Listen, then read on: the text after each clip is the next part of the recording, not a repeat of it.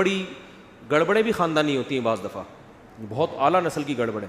ایک بہت بڑی بدماشی گھروں میں یہ ہوتی ہے کہ بڑا بھائی اپنے باپ سے تمیز سے بات نہیں کرتا, لیکن جب چھوٹا اپنے بڑے بھائی سے بدتمیزی کرے تو بڑے بھائی کو بہت زیادہ غصہ آتا ہے. یہ بھی مارکیٹ میں ہول سیل کے حساب سے ہو رہا ہے. بڑے بھائی چھوٹے کو پتا ہے کہ میرے ابا جب میرے بڑے بھائی سے انکوائری کریں کہ کہاں سے آ رہا ہے تو بھائی کی پیشانی پہ کیا آتی ہیں؟ لکیریں. اس سے اس کے دل میں بھائی کی عظمت, بڑے بھائی کی عظمت ختم. پھر اب آپ یہ توقع کریں گے کہ چھوٹا بھائی بڑے کا احترام کرے, مارکیٹ میں ایسا نہیں ہوتا. یہ دماغ سے نکال دو. بڑے کو چاہیے, جو گھر میں سب سے بڑا ہے نا, اگر آپ میں کوئی ہے تو اپنے بڑوں کے سامنے بچ جاؤ بالکل, چھوٹوں کو دکھانے کے لیے. سمجھ رہے ہو کہ یار ابا غلط بھی کہہ رہے ہیں تو میں مانوں گا, اس لیے نہیں کہ غلط ہے صحیح ہے, بھائی ابا ہیں. دیکھو صحیح بات تو چھوٹے کی بھی مانی جاتی ہے نا. ابا کی ڈیفینیشن یہ ہے کہ وہ غلط بات بھی کریں تو کیا کر لو, ابا ہونے کی وجہ سے کیا کر لو, بولو نا, مان لو, تاکہ پتہ چلے کہ یہ دوست نہیں ہے بلکہ کیا ہے, یہ ابا ہیں. اماں غلط بات بھی کریں تو بڑے کو چاہیے کیا کر لیں, اچھا اماں ٹھیک ہے, چلو مان لیتا ہوں, صحیح ہے. تو چھوٹے کے دل میں یہ ہوگا کہ ہمارے خاندان کی ایک پرمپرا یہی ہے کہ چھوٹے کیا کرتے ہیں, بڑوں کا احترام کرتے ہیں, تو وہ آپ کا بھی احترام کرے گا. تبھی تو میں لوگوں سے کہتا ہوں جلدی شادی کر کے جلدی بچے پیدا کیا کرو. اس کا فائدہ یہ ہوگا کہ آپ اپنے بچے جوان ہو چکے ہوں گے اور آپ اپنے ماں باپ کی ان بچوں کے سامنے خدمت کر کے دکھاؤ گے ان کو. سمجھ رہے ہو, پہلے ایسا ہوتا تھا کہ آپ کے والدین آپ کی موجودگی میں آپ کے دادا دادی نانا نانی کی خدمت کرتے تھے, ان کی کڑوی کسیلی برداشت کرتے تھے, ان کے آرام کا خیال کرتے تھے, جس سے آپ کے بچوں کو یہ ذہن بنتا تھا کہ بھائی ماں باپ کو ایسے پالا جاتا ہے. سمجھ رہے ہو, ماں باپ کو, تو وہ ذہنی طور پر تیار ہوتے تھے کہ ہمیں بھی اپنے ابا کو بڑھاپے میں ایسے ہی پالنا ہے. اب شادیاں اتنی دیر سے ہوتی ہیں کہ دادا بننے سے پہلے آپ کا انا للہ ہو چکا ہوتا ہے, اور آپ اپنے بچوں کے سامنے اپنے ماں باپ کی خدمت کے قابل رہتے. بچوں نے بہت تھوڑا ٹائم دیکھا ہوتا ہے, اس میں وہ اتنا سیکھتے نہیں ہیں. ہم نے اپنے خاندانوں میں دیکھا ہے اپنے بڑوں کو نا اپنے والدین کی بے تحاشا خدمت کرتے ہوئے دیکھا ہے ہم نے کہ ان کی کڑوی تھپڑ برداشت کر رہے ہیں.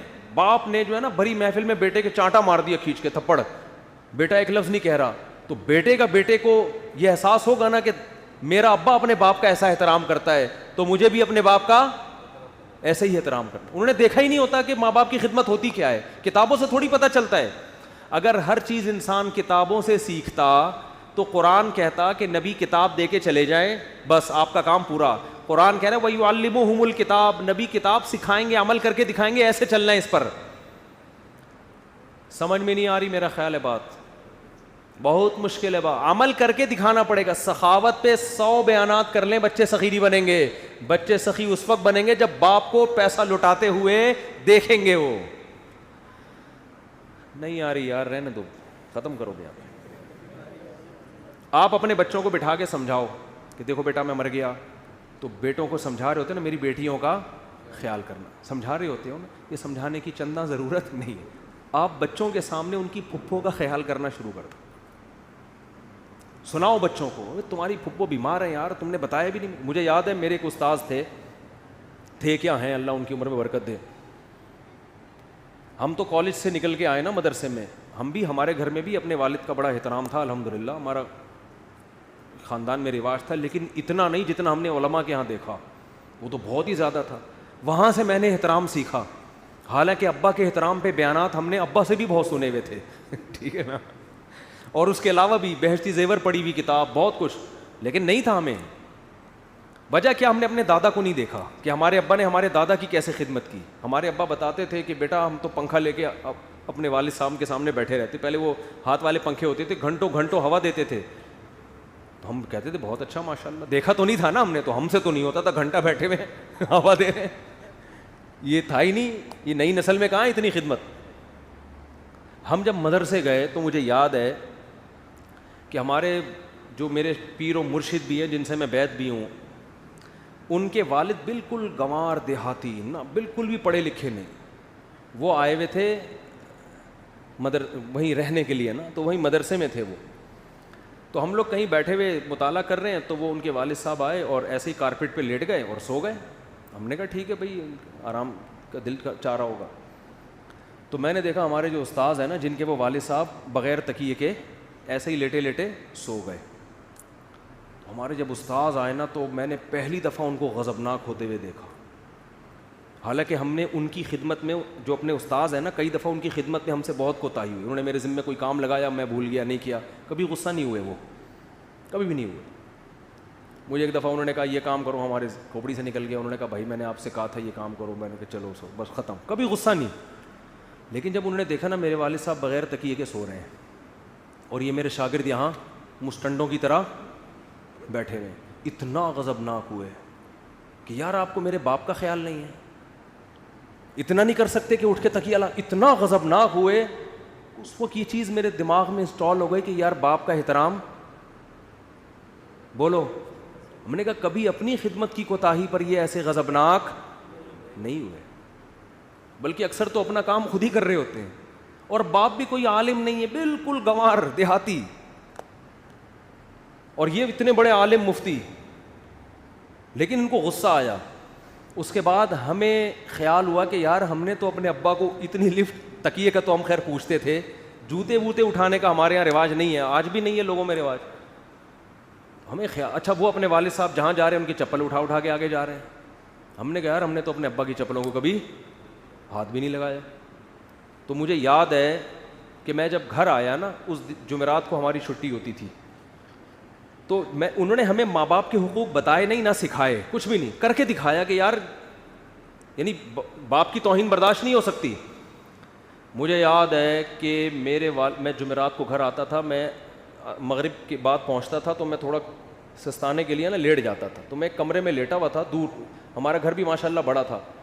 تو گیٹ بجنے کی آواز آئی، مجھے آیا کہ میرے والد صاحب گیٹ سے گھر میں داخل ہو رہے ہیں.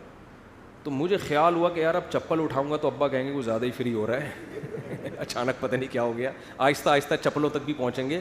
فی الحال کم از کم ابا کے احترام میں پہلے سے اٹھ کے بیٹھ جاؤ، ایسا نہ ابا آئیں اور ہم کیا ہوں، لیٹے ہوئے ہوں. تو مجھے یاد ہے میں پہلے سے اٹھ کے کھڑا ہو گیا کہ یار والد صاحب جب آئیں تو میں بیٹھا ہوا بھی نہ ہوں، بلکہ اور میں بڑھ کے سلام کروں. اور اگلے ہی ہفتے ہمارے والد صاحب کا انتقال ہو گیا، اللہ ان کی مغفرت فرمائے.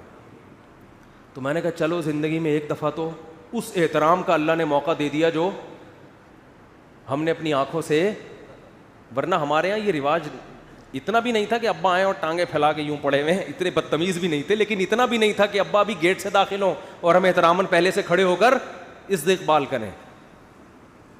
تو آپ کو بھی میں یہ عرض کر رہا ہوں کہ ہم نے بھی دیر سے شادی کی پہلی، ہمیں بھی پتہ ہی نہیں تھا نا، ہم ورنہ یہ منظر اپنے بچے کو دکھا رہے ہوتے. ٹھیک ہے دیکھو کھڑے ہو کر پہلے سے کیا کرنا ہے، ابا کا استقبال کرنا ہے. تو ہم نے مدرسوں میں یہ اخلاق سیکھے ہیں. خدا کی قسم میں کالجوں کی برائی نہیں کر رہا، میں نے کالج کا ماحول بھی دیکھا ہے. کالج میں ہم بدتمیز بنتے جا رہے تھے روز. میں نہیں کہہ رہا کہ کالج خراب ہوتے ہیں، لیکن ہم بدتمیز بن رہے تھے.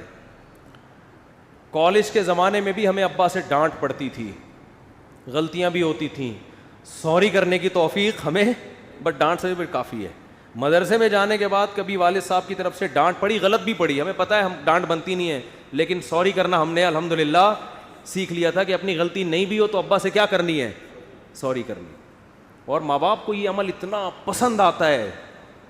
کیا آپ کی سوچ ہوگی کہ آپ کی غلطی نہیں بھی ہے پھر بھی آپ کیا کر لیں، وہ ایسی دل سے دعائیں نکلتی ہیں نا ان کی کہ آپ کی سوچ ہوگی، ایسی دعائیں نکلتی ہیں. تو خیر پتہ نہیں کہاں سے کہاں بات چلی گئی، کیا کہہ رہا تھا میں. تو احترام تو وہ تو ایک الگ بات آ گئی نا. تو وہ استاذ غضبناک ہوئے، تو وہ واقعہ آیا کہاں سے یہاں پہ. ہاں میں یہ کر رہا تھا پریکٹیکل کر کے دکھانا پڑتا. تو آپ اگر اپنے بچوں کو سخی بنانا چاہتے ہو نا، ان کو گلک لے کے مت دو. جو گلک ہوتے ہیں نا، اس سے بچہ مال جمع کرنا سیکھے گا.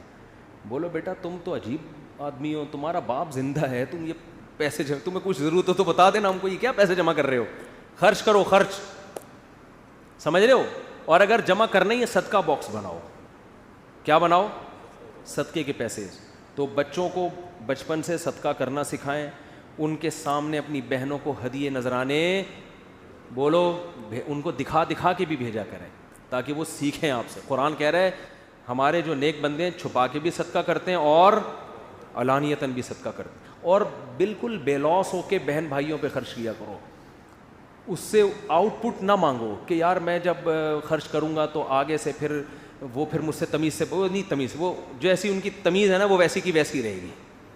یا آپ امیدیں مت لگاؤ کہ ہم جناب وہ کریں گے تو پھر آگے وہ, بھائی ہم تو دے کے نیکی کر دریا میں ڈال, تمیز اللہ ان کو خود ہی سکھا دے گا انشاءاللہ آہستہ آہستہ. آپ نے اس کا ریٹرن نہیں مانگنا ان سے. سمجھتے ہو؟ تو اللہ کی غلامی میں خدا کی قسم بہت مزہ ہے. انسان باپ کا حق بھی کس کے لیے ادا کر رہا ہے؟ اللہ کے لیے. ماں کا حق بھی, بیوی کا بھی, بچوں کا بھی.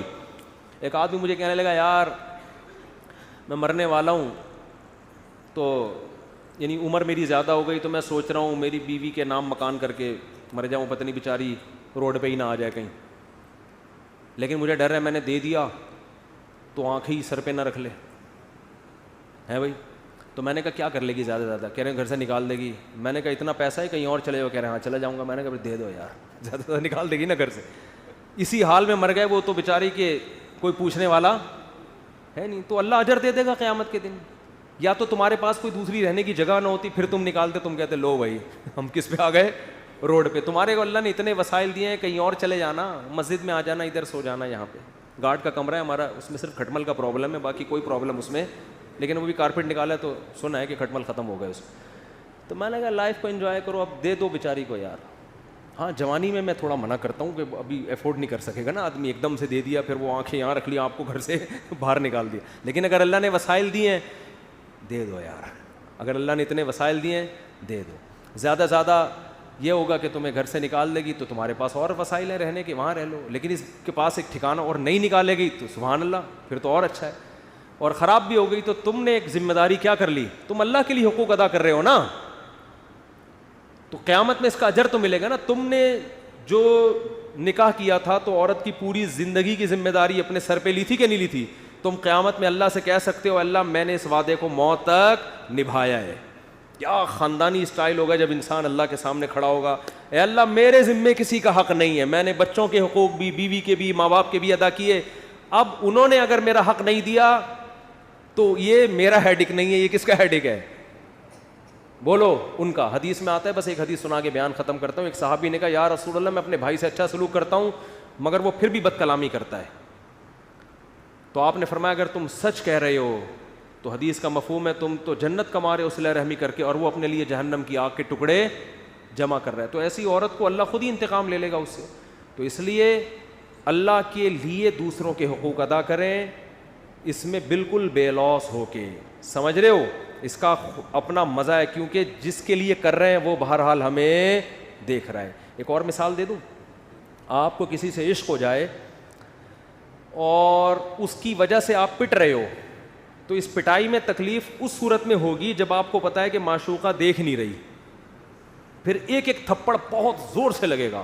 لیکن آپ کو پتا ہے جس کے لیے پٹ رہا ہوں وہ محبوب مجھے کھڑکی سے دیکھ رہا ہے, تو ہر تھپڑ میں مزہ آئے گا کہ نہیں آئے گا؟